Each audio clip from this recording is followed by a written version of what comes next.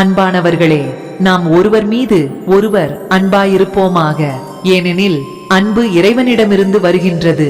அன்பாயிருக்கின்ற ஒவ்வொருவரும் இறைவனால் பிறந்து இறைவனை அறிந்திருக்கிறார்கள். அன்பில்லாதோர் இறைவனை அறியாதிருக்கிறார்கள். ஏனெனில் இறைவன் அன்பாகவே இருக்கின்றார்.